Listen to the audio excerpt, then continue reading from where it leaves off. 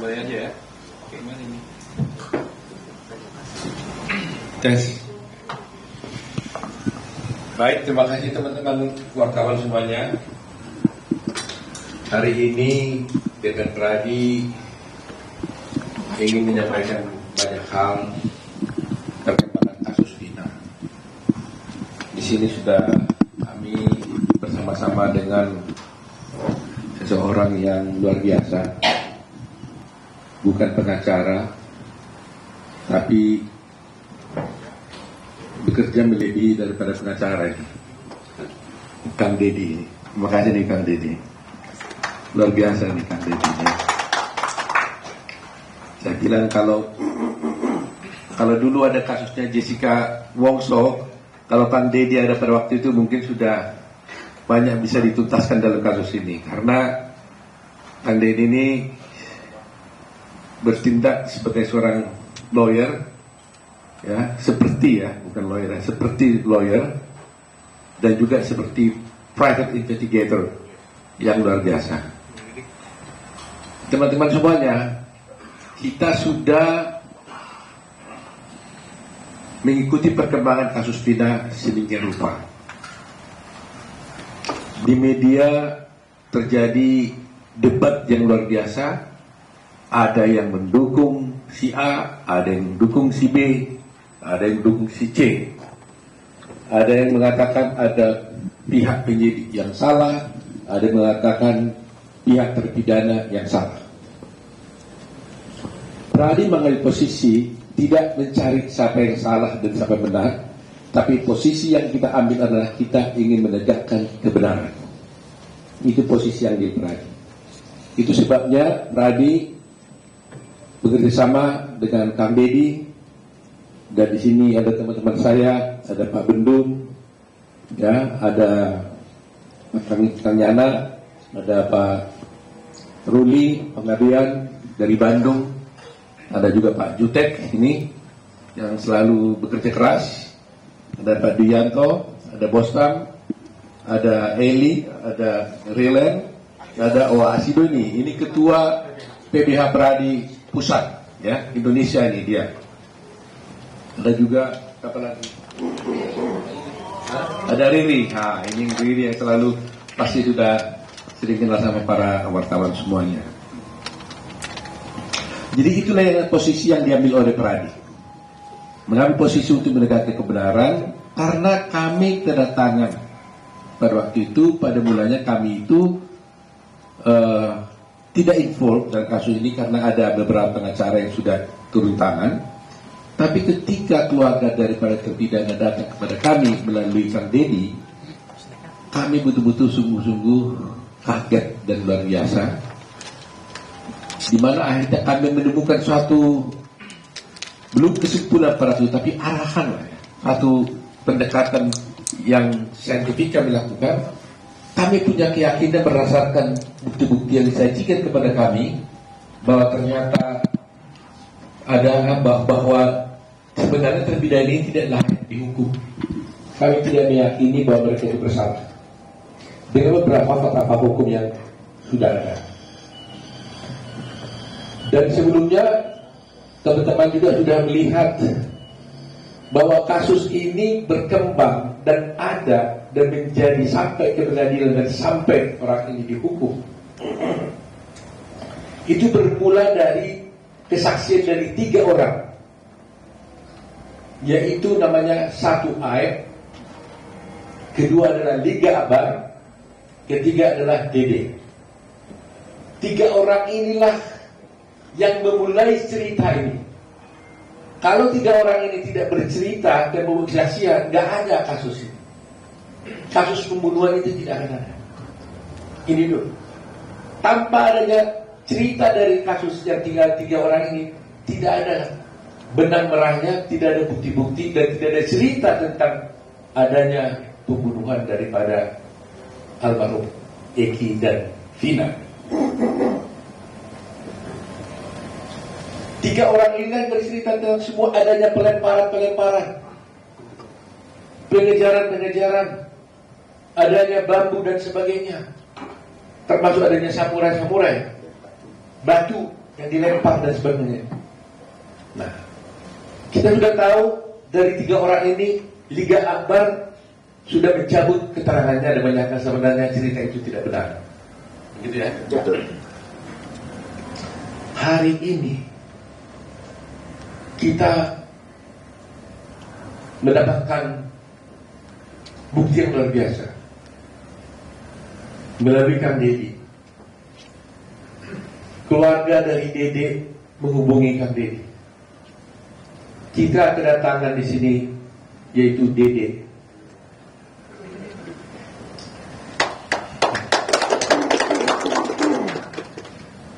Kalau tidak ada Dede ini, tidak akan ada cerita pembunuhan Vina, almarhum Vina dan Eki. Tapi karena mereka inilah dulunya yang memberikan keterangan palsu, bersaksi palsu, maka akhirnya 7 terpidana itu dihukum. 8 ya. Mereka inilah yang bercerita seakan-akan ada pelemparan batu, seakan-akan ada kejar mengejar, seakan ada bambu, pelemparan batu, yang mengesankan bahwa ada akhirnya peristiwa pembunuhan terhadap almarhum Vina dan Eki karena kesaksian palsu mereka. Tapi berdasarkan keterangan yang diberikan kepada kami dan dia nanti bisa kita tinggal cerita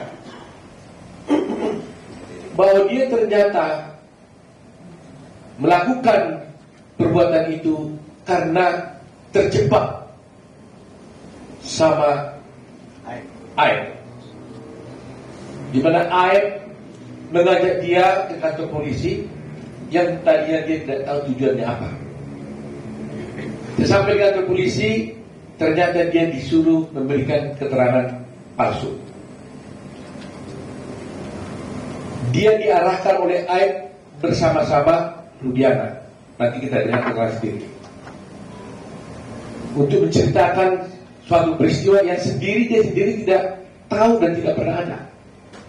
Kepadanya diberitahukan nama-nama daripada 7 terpidana ini, yang pada mulanya dia yang sebenarnya dia tidak tahu siapa ini 7 terpidana ini, karena dia juga tidak kenal dengan orang itu. Akhirnya dia bercerita tentang cerita-cerita yang sudah dikemas, diarahkan oleh Aib dan juga oleh Rudiana menurut keterangan dia. Nah, oleh karena itu, sebelum kami sampai kepada kesimpulan dan tanggapan nanti, agar tidak ini salah, kami mau tanya dulu kepada Dede di hadapan para rekan wartawan. Betul Dede? Bagaimana ceritanya? Bisa saudara cerita? Bagaimana ceritanya Dede sampai bisa bercerita tentang adanya pelemparan para itu? Saya tanya dulu biar berurut ya. Kamu kerja di mana, Dede? Cucian mobil, Pak. Pada waktu itu ya, ini pada waktu 2016 ya, cucian mobil. Ya. Udah berapa lama kerja di sana? Kurang lebih 1 bulan. 1 bulan. Pada tanggal 27 Agustus 2016, kamu berada di mana? Posisi tidak masuk kerja, Pak. Tidak masuk kerja? Tidak. Karena apa? 27 Agustus saya masuk kerja, Pak. 27 Agustus masuk kerja. Ya. Kemudian tanggal 28 Agustus? 28 Agustus saya masih masuk, Pak. Masuk. 29? Masuk, Pak. Masuk ya. Kemudian saya mau tanya, kamu kenal nggak 7 terpidana itu? Tidak kenal sama sekali, Pak. Ya. Muka pun saya tidak kenal, nama tidak kenal. Muka tidak kenal, nama tidak tidak kenal. Sama sekali tidak kenal. Sama sekali tidak. Ya. Kapan kamu bertemu dengan Aib? Ya pada saat itu, Pak, kerja di kerjaan, saya mengenal Aib di kerjaan. Oh, Aib itu juga bekerja sama kamu. Ya, di situ. Nah, coba ceritakan bagaimana ceritanya Aib mengajak kamu ke kantor polisi. Awal mulanya malam, Pak. Aib menelpon saya dan mengajak saya ke Polres. Tanggal 2 September. Tanggal 2 September. Malam hari. Sekitar jam 7-an. Saya antar lah, saya mikirnya kan orang rantauan Pak. Karena nggak tahu daerah situ, saya antar ke Polres. Nah setelah dalam Polres saya tanya, mau ngapain di sini? Kata buat keterangan saksi anaknya Pak Rudiana yang meninggal. Nah setelah itu saya tanya, emang mau ngapain kan? Kita tidak tahu peristiwa itu. Nah udah katanya nanti saya arahin, saya ikutin kalau kata saya. Dia bilang itu. Nah terus Pak Rudiana datang lah. Saya tanya ke Pak Rudiana juga, Pak Rudiana mau ngapain? Buat keterangan apa? Saksi anak saya yang meninggal. Nah disitulah diceritakan saya nongkrong di warung. Kalau warung itu bener Pak, warung malam hanya membeli rokok. Cuman ada segerombolan anak nongkrong, pelemparan batu, bambu, pengajaran, segerombolan motor ada di situ. Sebenarnya nggak ada Pak. Sudah diceritakan sebelum masuk BAP itu sudah diceritakan. Jadi sebelum kamu bertemu dengan Rudiana, kamu kan diajak oleh Rudiana telepon katanya kan? Bukan saya ditelepon Pak. Saya ditelepon dengan Aep Pak.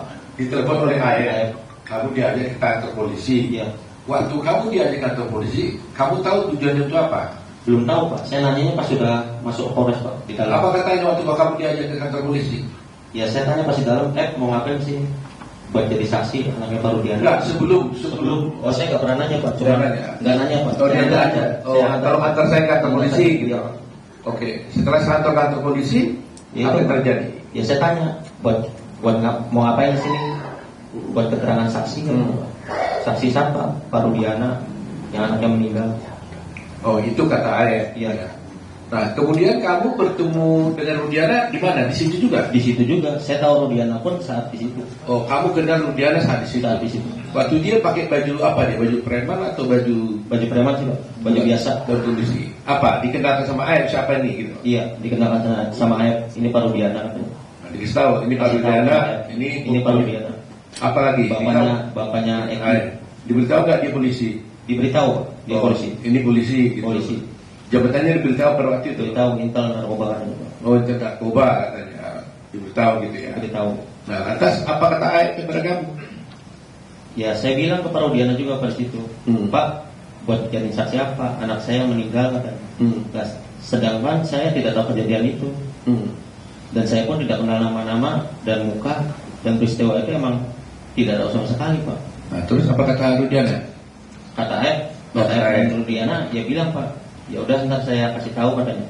Ya setelah dikasih tahu, pada saat nongkrong di situ, pada saat ke warung ada orang segerombolan nongkrong, terus melihat pelemparan batu kepada anaknya Pak Rudiana. Nah terus dilempar batu itu tidak kena, terus pengajaran membawa bambu. Nah terus setelah itu ya tidak tahu kejadian itu lagi Pak. Setelah pengajaran tidak tahu. Sudah sampai situ doang. Tadi kan kamu ceritakan bahwa kamu diarahkan oleh Aep dan Rudiana. Saya mau lihat peran masing-masing. Aep ngomong apa, Pak Rudiana ngomong apa? Aep ngasih tahu, bilang aja ya ada segerombolan orang di situ Pak. Baik. Terus Pak Rudiana? Pak Rudiana ngasih tahu masalah motor sama nama Pak. Sama nama? Iya, motor dan nama. Saya tahu dari Pak Rudiana, dikasih tahu sama Pak Rudiana. Oh, nama-nama pelaku. Nama-nama pelaku. Iya. Apa katanya waktu itu? Kan saya bilang saya nggak kenal Pak nama-nama pelaku. Muka pun nggak kenal. Terus kata Pak Rudiana, ya udah ntar saya kasih tahu nama-namanya pelakunya. Oh dikasih tahu? Dikasih tahu. Masih ingat kan nama-nama itu? Nggak ingat pasti Pak. Oh, tapi nggak mengingat soalnya kan nggak kenal Pak. Tahu nama pun pas saat di situ kan dikasih tahu Pak. Tapi di situ lah diberitahu, katakan gini aja katanya. Iya. Nah sekarang setelah diarahkan oleh Aep dan Rudiana, lantas siapa yang melakukan buat BAP-nya? Mereka Rudiana juga? Bukan Pak. Oh bukan. Siapa?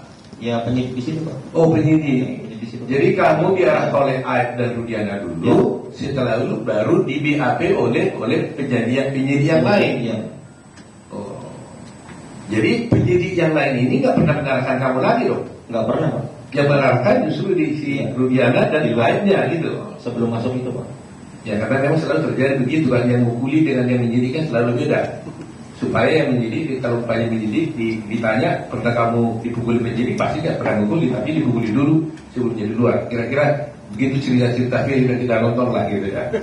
Ya, kan kira-kira begitu ya. Dan ini sekarang diarahkan oleh ini. Jadi penyidiknya tidak pernah mengarahkan, tapi sudah diarahkan oleh Rudiana dan AR.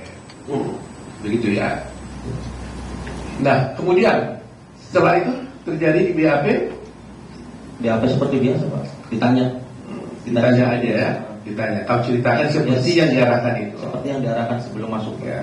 Saya mau tanya, kenapa kau mau? Sebenarnya hati saya mas sebenarnya nggak mau Pak. Kan saya juga sudah bilang Pak, saya tidak tahu kejadian itu sama sekali dengan AF dengan Pak Rudiana. Nah pada saat itu kan saya rakyat kecil Pak, saya nggak ngerti hukum, sekolah pun saya hanya SMP. Ya saya merasa takut Pak, sudah dialami. Saya bisa apa di situ Pak? Ya tapi kan namanya kan kamu kan tuh merasa berbuat, kenapa nggak nolak aja? Apa kamu diiming-iming? Tidak ada sama sekali Pak, diiming-iming. Enggak. Tidak ada sama sekali.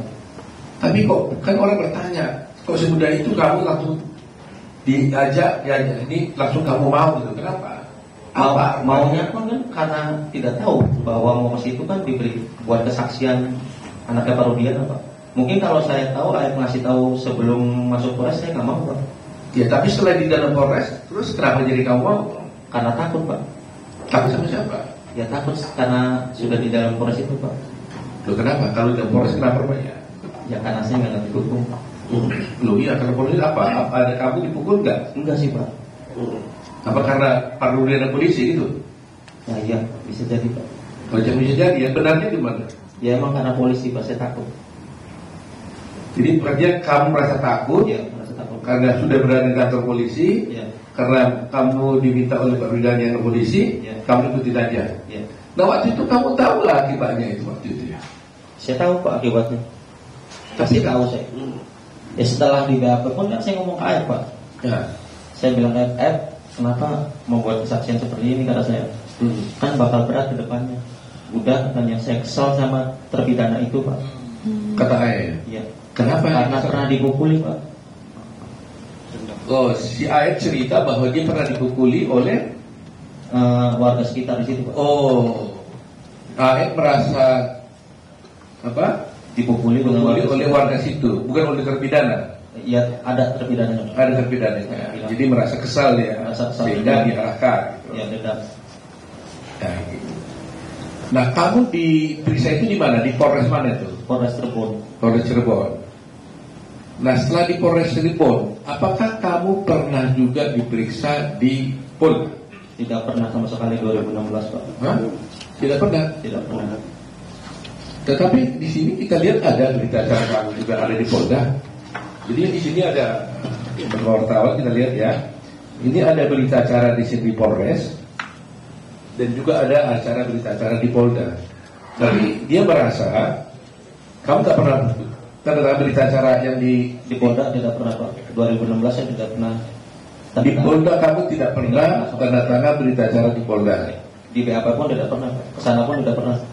Kamu kok tahu di mana Polda? Tidak tahu sama sekali Pak. Sampai sekarang kamu tidak tahu Sekali Polda? tidak tahu sampai sekarang pun istilahnya tidak tahu Pak. Yang sekarang 2024 mah udah Pak. Cuman kan kalau jalan tetap saya nggak apa Pak. Ya artinya yang 2016 tahun 2004 itu kamu tidak pernah ke Polda. Tidak tahu Pak sama sekali. Tidak tahu ya. Tidak tahu. Soalnya di sini ada berita acara kamu di Polda pada tanggal 23 November. Itu nggak ada ya? Nggak ada Pak. Nggak pernah terjadi. Jadi ini kalau begini ada parah-parah begini ini, seperti yang kamu lihat di sini ini, tanda tangan ada nggak itu? Tanda tangannya pun agak beda Pak. Kamu nggak pernah tanda tangan ini? Iya disamain sama yang 2016 di Polres itu Pak. Beda Pak. Oh gitu. Tapi kamu intinya kamu tidak pernah tanda Tidak tangan. pernah. Dan di sana pun tidak pernah Pak. Di BAP pun di Polda tidak pernah 2016. Baik. Hanya di Polres Cirebon. Saya mau tanya lagi. Kamu pernah disumpah nggak oleh polisi? Tidak pernah sama sekali. Hah? Tidak pernah. Nggak pernah. Kemudian kamu setelah kejadian ini, kamu pernah hadir di pengadilan tidak untuk bersaksi? Tidak pernah sama sekali. Kamu tidak pernah datang di pengadilan dan tidak pernah menjadi saksi di pengadilan pada waktu itu? Tidak sama sekali Pak. Kalau menurut keterangan Pak Jutek gimana itu? Dia belum keputusan pengadilan, dia Benar ada kata-kata di situ bahwa dia ada memberikan keterangan di bawah sumpah. Iya, di Dalam putusan. Dalam putusan itu. Jadi di dalam putusan, kebetulan Pak Jutek yang lihat ada, bagaimana Pak Jutek jelaskan?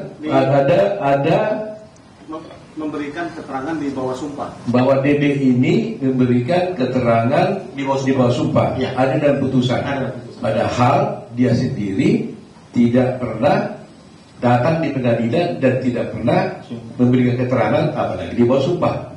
Begitu ya Pak? Iya. Nah ini menjadi, jadi ini yang menjadi masalah kita ini. Jadi di pengadilan pun ada putusan menyatakan dia adalah memberikan keterangan di bawah sumpah, padahal dia sendiri tidak pernah datang ke pengadilan, apalagi bersumpah. Saya mau tanya, kok kamu nggak datang ke pengadilan? Kata kamu di berita acara di Polres. Ya, Apa kamu nggak dipanggil pengadilan? dipanggil Pak. Ada surat panggilannya datang. Oh ada. Ada. Terus kurang nggak datang?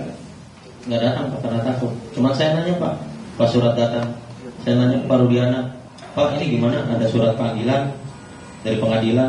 Udah katanya nggak usah datang, biarin aja.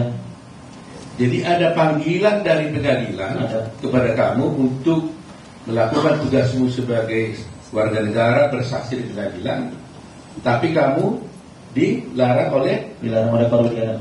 katakan bagaimana kan? Tidak, Pak, ada surat pengadilan datang, kata saya. Bagaimana ini? Nah, kata Pak Rudiana, udah nggak usah datang, katanya, biarin aja. Jadi Pak Rudiana menurut dia itu tadi menyuruh tidak usah datang ke pengadilan. Ya. Jadi sekali sudah tahu tuh pasal apa yang dilanggar di situ kalau seperti itu kan, melarang orang tidak datang ke pengadilan, padahal itu adalah kewajiban hukum dia. Tapi Rudiana menang tiba-tiba. Saudara tahu kenapa kamu dilarang datang ke pengadilan? Tidak tahu, Pak. Hanya bilang itu saja. Oh hanya bilang itu saja. Jangan datang, tidak perlu datang ke pengadilan. Datang, nah, ya. Pertanyaan saya terakhir ini, Dede. Bisa kasih dia kasih gua. Kenapa kamu tiba-tiba sekarang mau datang di sini?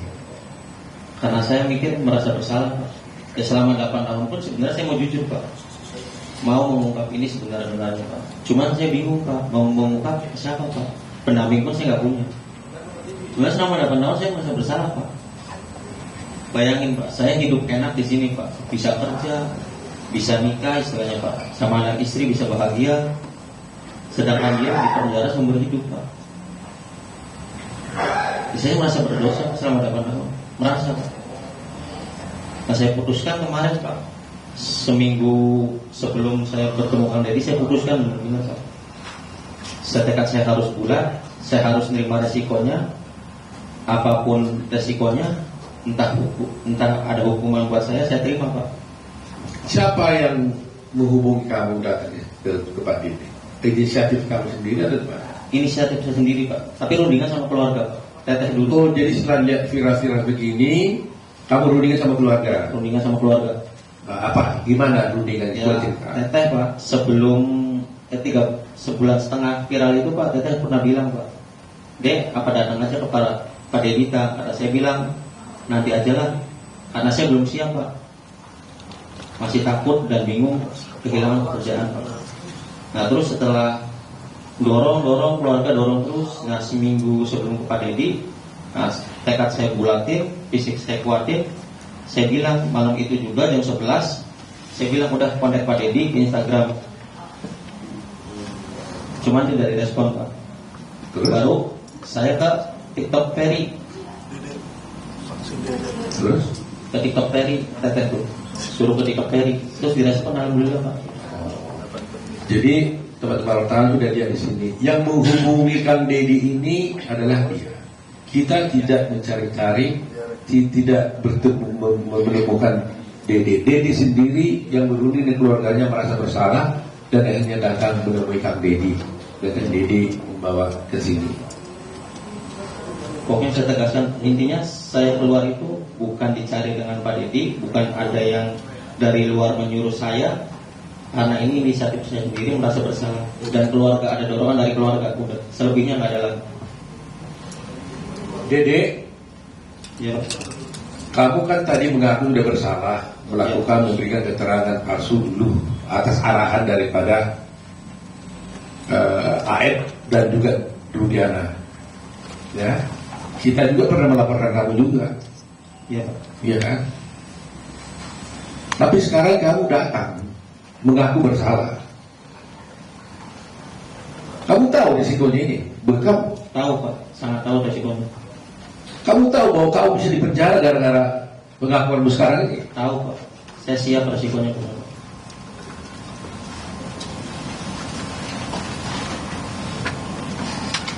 7 orang ini di dalam penjara gara-gara kamu. Iya, Pak. Kamu bersedia nggak masuk penjara supaya 7 orang ini keluar? Sangat bersedia, Pak. Yang penting intinya 7 terpidana itu saya mau keluar, Pak, bebas. Seperti kehidupan saya kemarin, Pak. Karena saya merasa bersalah. Meskipun kamu masuk penjara, Siap, Pak. Meskipun saya masuk penjara menggantikan 7 terpidana itu, saya siap, Pak. jadi kamu siap 7 orang keluar, kamu masuk penjara Siap, siap, Pak. karena kamu merasa bahwa mereka masuk penjara gara-gara kamu. Karena saya, Pak.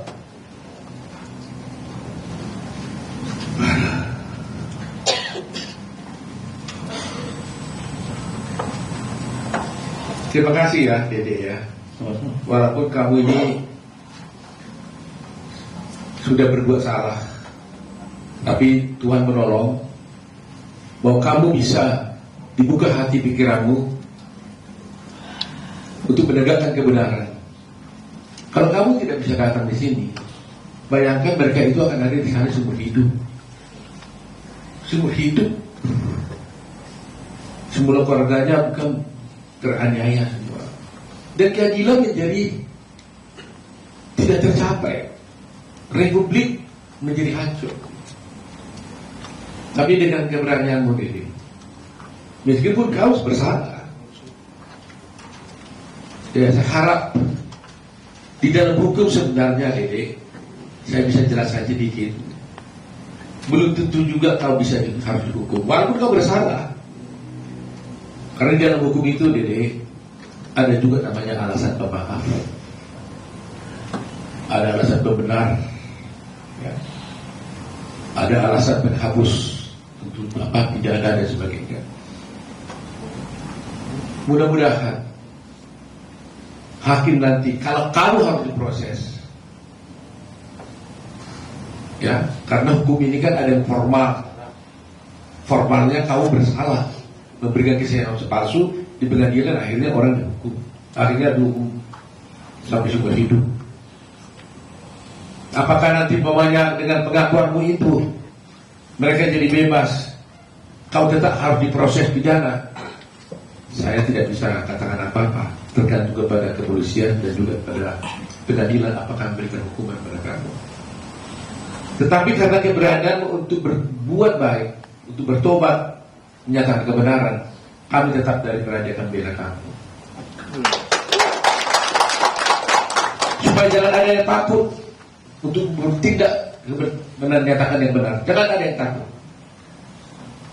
Seperti ini, berbuat salah tapi bertobat, mengaku bersalah. Mudah-mudahan ada alasan pemaaf buat kamu, ya, yang diberi oleh hakimnya. Jadi sekali lagi ya, berani kamu ya. Berani, Pak. 7 orang keluar, kamu masuk penjara menggantikan mereka. Iya, Pak. Intinya saya keluar, dengan 7 terpidana itu saya keluar. Ya, mudah-mudahan mereka keluar. Hati saya lebih senang, Pak. Mudah-mudahan mereka keluar, kamu juga nggak perlu masuk penjara. Amin. Tapi saya serahkan kepada hukum dan keadilan. Kita ada dia, terima kasih dia. Kan Dedi ini hatinya apa ya? Tidak tahan nih Bang Dedi. Menggunakan mata begini. Kita para lawyer, hati kita sudah berkali-kali sering digini. Jadi sampai air mata kita udah habis. Karena kita sudah sering melihat kejadian-kejadian seperti ini. Belum kita sudah lihat tragedi bagaimana Jessica Wongso, sekarang Dedi. Saya nggak tahu masih akan ada lagi nggak kasus lain yang bisa terbuka seperti ini. Tapi terus terang aja terima kasih ya kepada para wartawan semuanya. Terus terang aja kalau ada wartawan, media massa, televisi yang mau dengan sepenuh hati mengikuti dan membuka kasus ini nggak terbongkar. Jasamu luar biasa. Jasa para media televisi, baik Instagram, siapapun lah, medsos, netizen di Indonesia ini. Saya atas nama Pradi, atas nama Advokat Indonesia, atas nama keadilan, berterima kasih sebesar-besarnya. Ini belum tuntas memang, tapi dengan adanya kedatangan Dede ini ada digambar juga, mudah-mudahan menjadi keberanian mereka. Dan sebagai bukti, Dede ini juga sudah datang memberikan keterangannya itu di hadapan notaris. Dia tertandatangani di hadapan notaris. Semua keterangan dia itu tadi itu. Jadi kita lihat Dede datang bertemu dengan Kang Dedi bukan karena disari oleh Kang Dedi, tapi dia sendiri yang berunding dengan keluarganya, merasa bahwa dia bersalah, menghubungi Kang Dedi. Ya, dan ini kita ajak ke notaris juga, itu atas sukarela dia membuat keterangan ini. Betul ya, Dede ya. Artinya dia fraud, yakin betul. Nah, mari kita rakyat Indonesia menilai apakah keberanian Dede ini tetap harus kita hormati. Di satu pihak nanti akan ada polemik, di satu pihak dia sudah bersalah, tapi dia di satu pihak dia sudah menjadi pahlawan untuk bisa membongkar kasus ini. Mari kita dukung Dede, mari kita doakan Dede, kita kuatkan hatinya supaya kasus ini bisa terbuka. Dan kepada Kapolri, terima kasih Pak Kapolri karena sudah menugaskan kemarin saya lihat ada Bapak Resrim, Irwasu, Propam turun tangan kasus ini. Mari kita sama-sama membongkar kasus ini untuk tegaknya hukum dan keadilan. Kalau toh ada di sini katakan Dedi di bawah ini ulah dari polisi, bukan kepolisian secara institusi, ini adalah oknum. Oknum. Jangan gara-gara satu oknum tercoreng nama institusi. Jadi kita harus berani ya membuka kasus ini. Jangan gara-gara setitik nilai rusak sukses sebelahnya. Jangan gara-gara satu oknum yang berbuat menjadi rusak institusi kepolisian. Kami butuh polisi Pak. Kalau tanpa polisi nggak mungkin ada keamanan di negeri ini. Kami tetap ingin menjaga dengan baik kepolisian. Oleh karena itu apapun kami siap bekerja sama dengan pihak kepolisian seperti yang dilakukan oleh Kang Dedi ini. Dan terus terang Pak, teman-teman semua, para netizen di seluruh Indonesia, menjadi pertanyaan sekarang, kalaulah seperti dikatakan oleh Kang Dedi, si Dedi tadi itu benar, itu hanya rekayasa. Menjadi pertanyaan kita sekarang, apa motifnya dibuat seperti ini? Apa motifnya harus dibuat cerita seperti ini supaya 7 orang ini jadi terdakwa, dihukum seumur hidup? Toh mereka bukan jenderal, bukan orang kaya, bukan politisi. Mereka bekerja hanya kuli bangunan. Apa motifnya? Ini juga mestinya diungkap. Apa motifnya? Kenapa harus seperti itu? Mengarang cerita, mengorbankan banyak orang, membuat negeri kita geger begini luar biasa. Apa motifnya? Nah itu mungkin tugas kepolisian nanti yang bisa mengungkapkannya. Jadi itulah mungkin keterangan kami, mungkin kalau ada Kang Dedi sampai ke sana. Baik, terima kasih Bang Oto dan seluruh kawan-kawan dari Peradi yang hari ini saya muliakan, saya banggakan dan saya temui Dede didampingi oleh ibunda tercinta dan kakaknya tercinta yang mendampinginya dengan sepenuh hati, memberikan ruang bagi putranya untuk menjadi pahlawan bagi keadilan di Republik ini. Air mata saya tidak pernah bertidur. Kenapa? Yang pertama adalah yang dipenjara seumur hidup itu kuli bangunan, rakyat kecil, strata hidup yang sosial yang paling rendah di Indonesia dari sisi pendapat. Yang dibuat untuk memberikan kesaksian palsunya juga kuli bangunan, rakyat kecil juga. Saya dari tadi bertanya besar, kenapa yang dipenjarakan orang tidak berdosa, yang mempenjarakan jadi saksi palsunya adalah orang tidak berdosa? Kenapa rakyat kecil selalu jadi korban dalam setiap kepentingan perorangan? Pasti ada pertanyaan besar. Kenapa mereka tidak bersaksi? Kenapa mereka 8 tahun bungkam?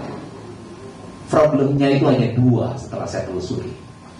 Yang pertama adalah mereka punya rasa takut yang tinggi karena tidak adanya pendampingan hukum bagi mereka. Mereka merasa kalau muncul siapa yang akan jadi pembelanya, harus bayar dari mana uangnya. Yang kedua, mereka juga rasa takut apabila berurusan dengan hukum, berurusan dengan penegakan hukum. Mereka kehabisan waktu untuk memberikan kesaksian di berita acara. Mereka kehabisan waktu untuk menjadi saksi di pengadilan. Waktu itu bagi mereka adalah uang untuk beli beras. Waktu mereka adalah uang untuk beli token listrik. Waktu adalah mereka uang untuk bayar anak-anak sekolah mereka. Dan waktu adalah uang untuk kehidupan mereka dalam setiap hari. Perjalanan ini Bang Oto bukan hanya perjalanan hukum material. Saya memandang dari tadi ini adalah perjalanan spiritual saya. Mungkin beda orang memahami spiritual. Spiritual apa yang saya dalami? Yang pertama, kenapa saya menangis? Saya itu bertanya dalam setiap hari, ya Allah, kenapa saya harus berpisah dengan anak saya? Saya harus berpisah dengan keluarga saya. Hari ini Allah menjawab, kamu berpisah dengan anak-anak kamu biar kamu sendiri dan punya waktu untuk menghabiskan waktumu untuk sebuah penelusuran peristiwa yang pada akhirnya 3 bulan berakhir hari.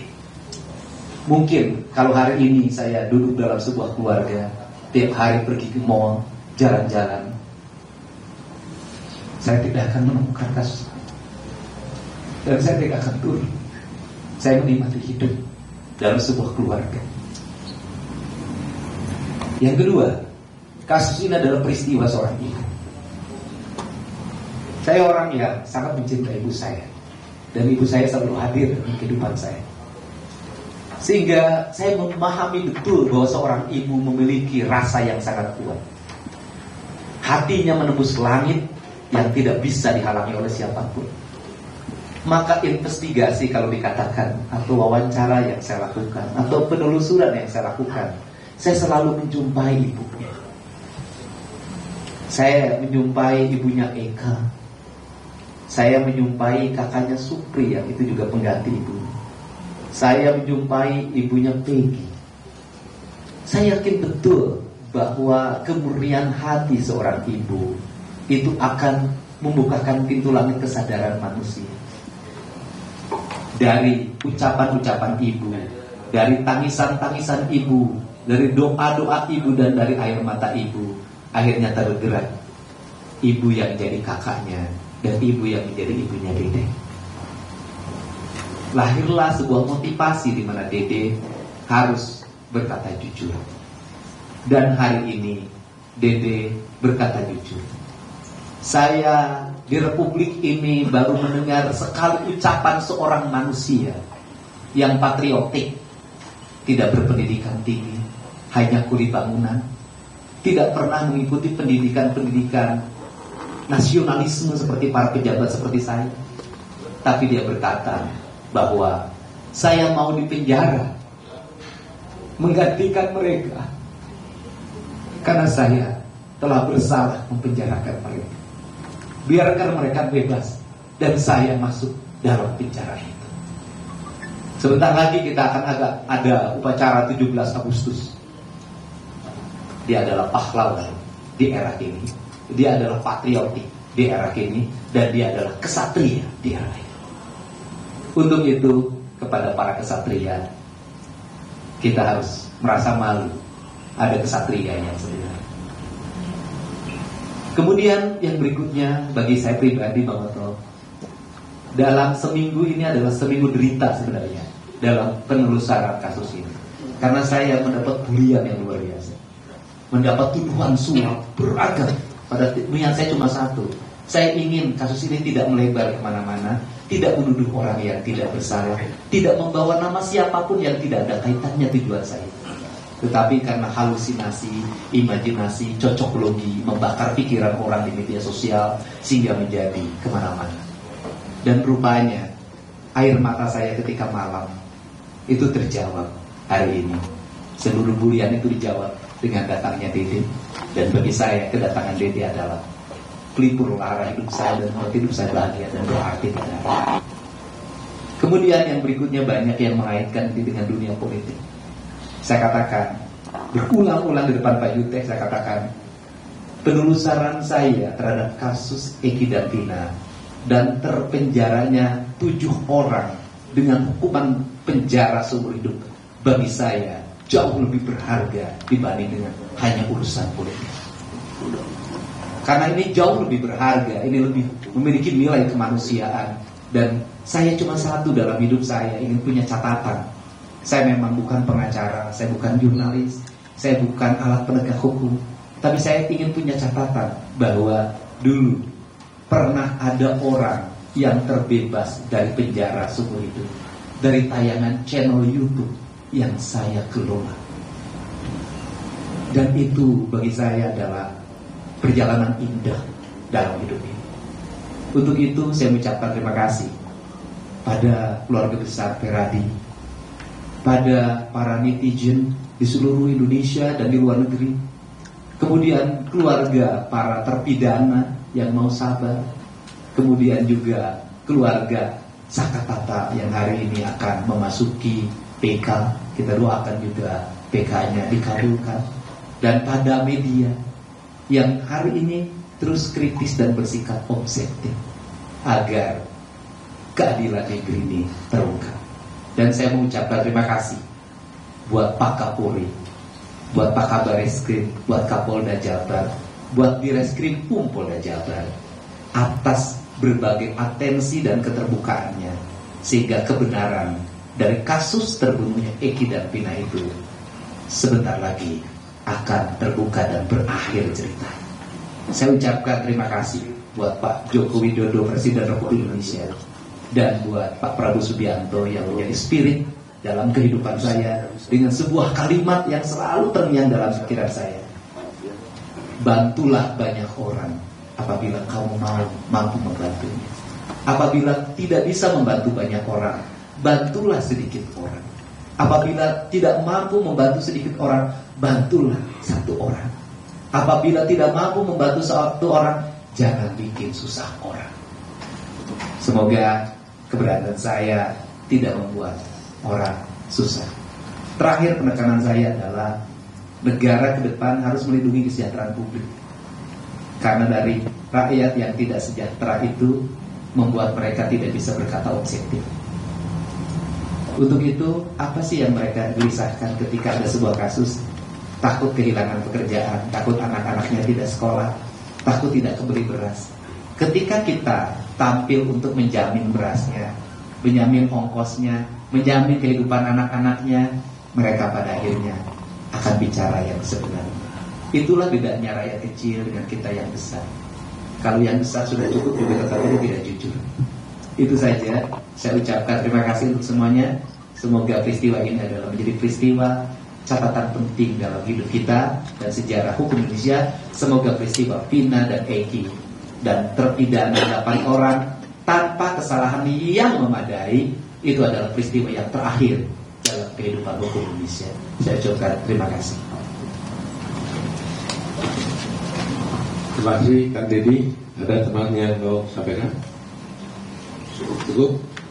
Baik, sebelum kami tutup, saya ingin sampaikan bahwa penghormatan terhadap hak asasi manusia itulah yang harus kita tegakkan terus.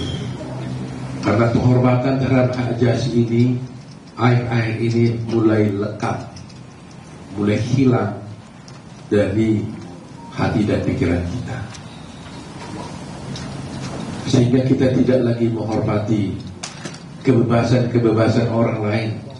Dengan mudahnya kita membicarakan orang lain tanpa kita merasakan betapa hancurnya hati mereka dan keluarganya kalau mereka dibicarakan secara tidak adil. Kedua, transparansi di dalam suatu penegakan hukum sangatlah penting agar orang mengetahui apa sesungguhnya terjadi, sehingga tidak akan ada dugaan-dugaan yang negatif dari masyarakat terhadap penegakan hukum itu sendiri. Besok kami diundang oleh Bareskrim Polri untuk menghadiri gelar perkara atas kasus yang kami laporkan, di mana waktu itu tim dari Peradi di bawah pimpinan Pak Rudi sama Pak Jutek pada waktu itu melaporkan saudara Aib dan Dede. Jadi kita laporkan dia ini sebenarnya. Jadi Aib kami laporkan ke polisi, kami laporkan juga Aib ini, Dede ini ke Bareskrim. Tapi akhirnya Dede ini datang ke kami.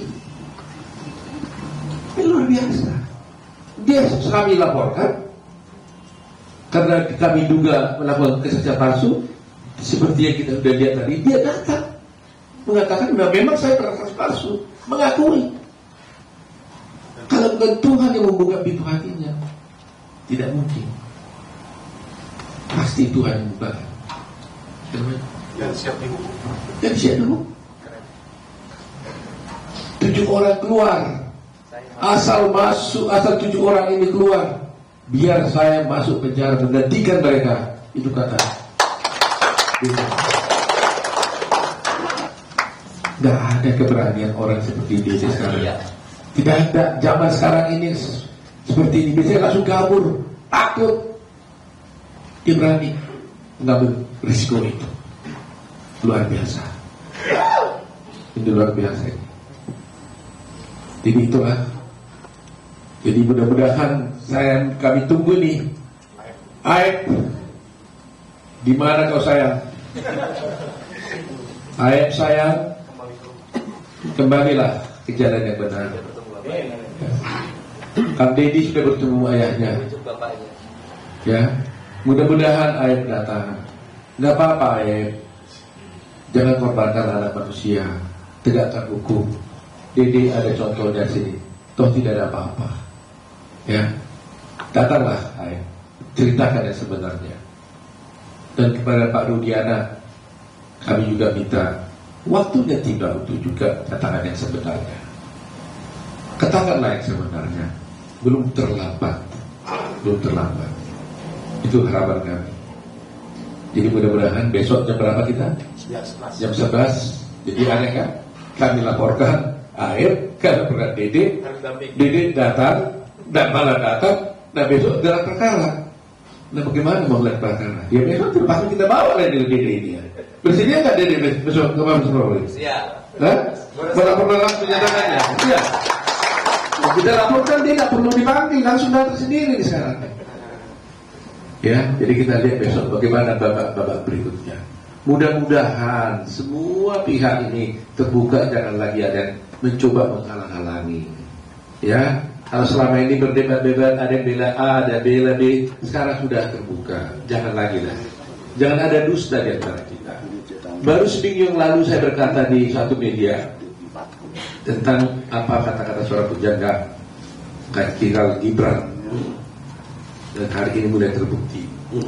Saya katakan begini, kebohongan kecil hanya bisa ditutupi dengan kebohongan yang besar. Kebohongan besar hanya bisa juga ditutupi dengan kebohongan yang lebih besar lagi. Sampai akhirnya kebohongan itu bercerita tentang kebohongan itu sendiri. Dan akhirnya tiba sekarang memang kebohongan itu sendirilah yang bercerita tentang kebohongan itu, karena Dede sudah datang mengaku bersalah. Terima kasih teman-teman. Pertanyaan? Ya. Yang dulu, ya. Silakan. Sekarang abang ya, karena tampilannya muda banget. Gak beda ya, Kang Deddy. Foto dan Kang Deddy ya, untuk semua ada 2 pertanyaan Dari sih mana sebenarnya. nih? Oh, dari Nusantara Pak. Oke, dari oke. Sahabat kita. Ini kan tadi baru saja tim kuasa hukum dari Itu Rudiana mensomasi Kang Deddy dan juga Dede dan Liga Akbar. Nah, itu bagaimana tanggapannya dan juga dari sisi kuasa hukum. Terus yang kedua adalah Pak Rudiana itu menyatakan bahwa dirinya tidak bisa mengungkap atau tampil begitu ya untuk memberikan klarifikasi karena alasannya dia masih sebagai polisi aktif begitu Pak. Apakah itu dari sisi hukum bisa seperti itu? Karena kan sebagai polisi pun harusnya dia kan berpegang di pada hukum dan mereka pun mempunyai, bahkan dia sekarang mempunyai tim kuasa hukum sendiri. Apakah mungkin seperti itu? Begitu Pak. Terus terang aja ya, Kak Deddy udah terima somasi? Belum terima somasi. Deddy udah terima somasi? Belum ada itu somasinya tuh. Masih terbuka tadi, Prof. Sudah terbuka. Bilang apa dia? Oh, iya, Karena tidak tahu Bilang apa? alamatnya gitu. Karena tidak tahu alamatnya ya. Jadi Hah? masih terbuka. Cuma terbuka untuk bilang apa somasinya? Apa ya? Terkait apa itu hoax gitu loh. Oh, bahwa yang dikatakannya itu nggak benar. Iya, betul. Bagaimana dia udah ngomong sendiri kok nggak benar gimana? Tanggapannya Kan dia menceritakan apa yang dia alaminya, dilihatnya sendiri, diketahui sendiri. Bagaimana bisa dikatakan hoax? Iya kan? Dia mengatakan saya memberikan keterangan yang tidak benar atas arahan dari siapa? Pak Rudiana dan AE, ya kan?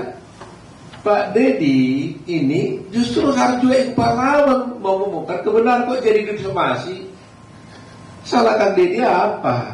Merekam, Hah? memvideokan dan mempublikasikan keterangan Dede. Soal Kalau gitu saya investigasi kena juga. somasi lagi dong dari saya. Investigasi. Jadi Hah? Kang Deddy itu melakukan investigasi penelusuran gitu. Katanya dadakan. Loh itu kan kewajiban seorang warga negara, bukan hanya hak. Wajib kita, bukan wajib lah, hak dari warga negara ya. Ya hak bukan kewajiban, hak dari warga negara. Ya, dan harus berterima kasih kalau ada seperti ini.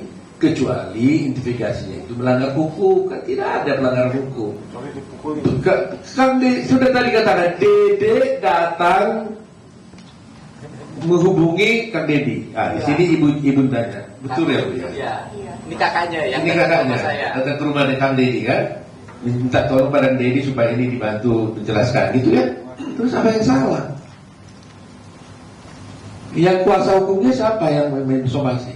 Elsa Sarif. Hah? Elsa Sarif. Terakhir itu apa itu? Elsa Sarif. Elsa Syarif, Oh, Elsa Sari. kuasa hukum.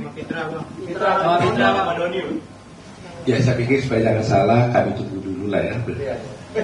Biar Kang Deddy nanti lihat dulu somasinya. Takut kita berlebihan menanggapi ya. Kami baca dulu dah. Kami belum mendengar tadi itu. Tapi Kang Deddy kan dia sendiri disuruh minta maaf ke media gitu Bang. Ya saya tanya aja ke Deddy-nya. Mau minta maaf sih kan? Yang pertama ini saya ceritakan kronologis ya. Yang pertama itu kakaknya Dede datang ke rumah saya, minta bertemu, tetapi tidak boleh ada rekaman apapun. Dan saya bersedia untuk menerimanya bicara, mendengarkan apa yang terjadi. Nah setelah kakaknya menyampaikan, datangnya itu hari Sabtu ya. Hari Sabtu datang ke saya, ketemu jam 9 pagi. Nah kemudian saya nanya balik, dedeknya di mana? Dedeknya sekarang lagi pulih bangunan di BSD Tangerang. Video call. Saya ini orangnya itu selalu ingin ngambil tindakan cepat. Karena bagi saya 1 detik 1 menit itu kesaksian penting, dan 1 detik 1 menit itu ancaman berbahaya. Sehingga pada waktu itu juga Dede saya jemput, oleh tim saya dijemput. Kemudian dengan nggak usah takut urusan kulit, di tempat saya kuliah banyak. Dede tenang aja, ketemu saya. Setelah ketemu saya, langsung tidak ada bla-bla, saya jalan, Dedi jalan, itu langsung ketemu dan langsung saya rekam. Jadi apa yang tayangan di media, channel YouTube saya, gak ada itu rekayasa, semuanya lahir secara alamiah. Tidak ada rencana apapun. Dia bercerita, dan saya sampai ganti-ganti tempat karena waktu itu lagi ada pengajian, jadi suaranya kurang kerekam. Nah, Dedi bercerita apapun. Nah, kemudian maka saya menyampaikan tidak ada satu detik pun yang dipotong dan tidak ada kalimat tambahan yang dibuat. Itu ciri khas channel yang saya buat, tidak pernah. Dia kalau 30 menit ya 30 menit, ya kalau 23 menit ya 23 menit, itu pas. Nah kemudian kalau hari ini Dede disuruh minta maaf, ya saya tanya, Dede mau minta maaf enggak? Minta maaf untuk apa, Pak? Ya, Dedenya tidak mau minta maaf, gitu kan? Ya, kemudian kalau ditanya, kenapa Kang Dedi menginvestigasi? Apa kapasitasnya?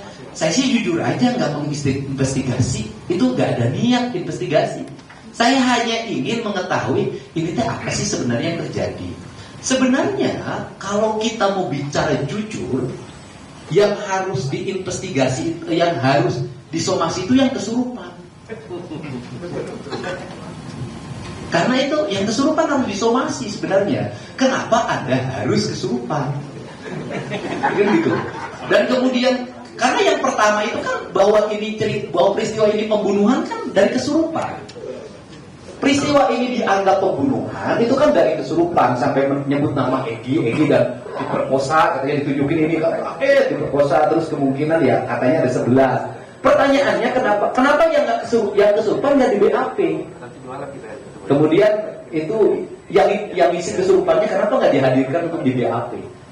Nah itu sebenarnya awal kan dari situ. Nah kemudian saya hanya ya andai kata ya kalau saya tetap minta maaf, ya kan? Maafin aku deh kalau ada ucapan aku yang tidak berkenan. Gitu aja kan nggak apa-apa, takut ada ucapan saya yang dianggap kasar, ucapan saya yang dianggap tidak berkenan gitu loh.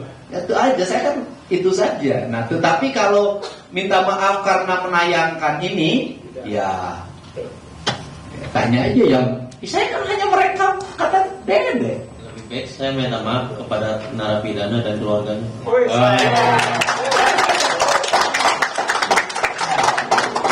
Ya Pak, silakan Pak. Waduh, saya nggak bisa jawab. Saya kira udah itu jawabannya lah, dari semuanya lah. Kita nggak usah tambah-tambah lagi deh. Bapak, kalian lihat sendiri kan? Spontan dimatakan lebih bagus kita bahas narapidana. Ya, kalimat kuncinya satu aja kok. Dia tidak kenal siapa yang narapidana ini. Dia nggak pernah bertemu, dia nggak pernah kenal, dia nggak tahu namanya. Tapi dia bisa bercerita dengan orang itu aja. Saya kira kalimat kuncinya lah. Ya. Jadi sudah kita dengar tadi, saya kira kita nggak usah panjang lagi. Lebih bagus Dede katanya minta maaf kepada 7 terpidana daripada Pitra dan Elsa dan Palomira dan Aib. Daripada Pitra, Elsa dan Rudiana dan Aib itu. Ya itu aja. Kita ya buat apa katanya. Jadi saya kira mari kita dukunglah kebenaran kita ini ya kepada semua pihak ya. Mari kita bekerjasama. Yang soal Pak Rudiana nggak mau klarifikasi karena dia masih berstatus polisi aktif, gimana dari? Ya kalau dia merasa nggak mau klarifikasi ya hak dia lah. Ya kalau dia nggak mau klarifikasi kita nggak usah paksa, ya kan? Ya kan? Ya pasti kami tetap proses hukumnya kan berjalan. Ya kan? Jadi kita sekarang di besok gelar perkara kita akan sampaikan. Saya yakin dan percayalah pihak kepolisian juga sudah memahami masalah ini. Ya, tinggal cari waktu yang tepat dan jalan yang tepat untuk bisa menyelesaikan perkara ini. Tetapi mata seluruh Indonesia, rakyat Indonesia, hatinya nggak bisa dibohongi, nggak bisa ditipu, ya. Sudahlah, ya. Sudah cukup, ya cukup. Jangan bikin lelah Indonesia. Iya, jangan bikin lelah Indonesia. Sudah cukup lah, ya. Ya terlalu apa ya? Dramanya jangan terlalu panjang. Ya. Tadi udah katakan, jangan sampai kebohongan itu bercerita tentang kebohongan itu sendiri. Ya, jadi saya kira itu cukup lah. Jadi kalau saya kira tidak ada lagi yang bisa saya sampaikan. Ada kita ya. Ini kan Dede dilaporkan ya. Terus sekarang menjadi kliennya atau gimana? Ada beda. Yang lapor, jadi gini, kita coba dari Peradi ya. Nanti kita akan pikirkan bagaimana caranya untuk menyelesaikan persoalannya. Ini. Ada ilmunya lah. Ya, ada caranya lah. Karena kami juga tidak boleh melanggar kode etik. Tapi demi kebaikan kita akan tetap bela dia. Caranya belanya, siapa yang bela itu nanti kita bisa. Tapi yang pasti kami merasa terhormat, tertolong, negeri ini merasa tertolong karena dia mau hadir tanpa kita panggil dan mau menunjukkan kebenaran itu. Saya kira itu saja. Ya. Barangkali teman-teman masih ingat kalimat spontan saya ketika di Bareskrim. Kau yang memulai, kau yang mengakhiri, kau yang menyalahkan, kau yang harus memandang. Ini Pak. Ya, cukup ya. Dua-duanya. Benar ya? Ya, baik.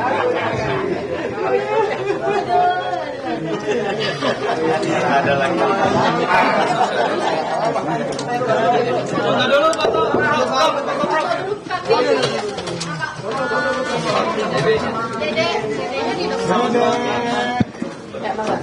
Kanan. Kanan.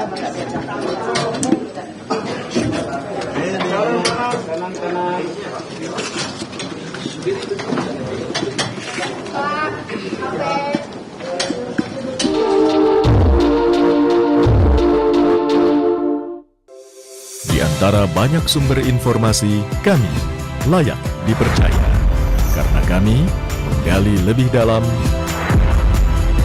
berpihak pada kebenaran, berpegang pada data dan fakta, agar layak Anda jadikan referensi. Kompas TV, independen, terpercaya.